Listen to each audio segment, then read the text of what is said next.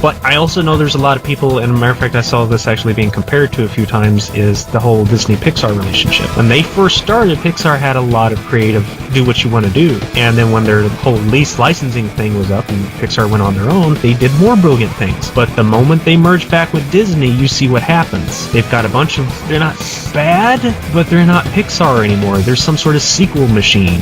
Yep.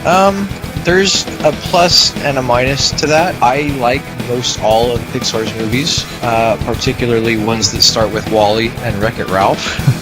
Oh yeah, Wreck-It Ralph was awesome. Wreck-It Ralph wasn't Pixar enough. Oh, you're right. Okay, edit that.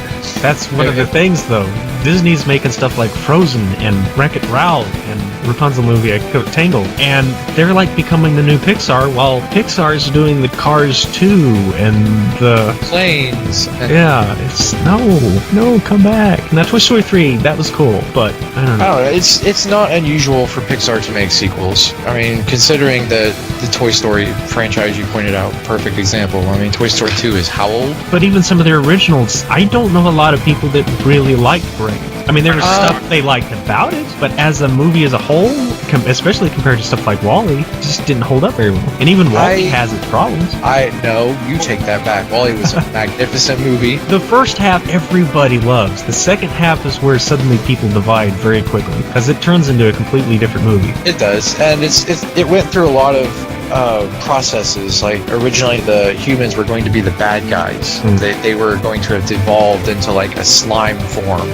And we are talking about Disney instead of Nintendo, but go on. Well, yeah, okay. But the thing is that they tested the movie on groups and they didn't connect with it very well. Mm-hmm. And it was going to be that Eve was going to be the one that was damaged and WALL-E was going to have to fix her instead of the other way around. But they realized, hey, WALL-E already has a personality. We don't need to show, oh, hey, he's got even more personality, saving the girl. They needed to show that Eve had personality. So I think that the changes that they made actually benefited the movie as far as telling the story of the characters as a whole. And he has, from what I understand, an idea for a sequel, but he can't like get it to mesh. Mm-hmm. So that's what's holding him back. Otherwise, they're probably going to make a sequel. But for movies like that, I don't mind sequels.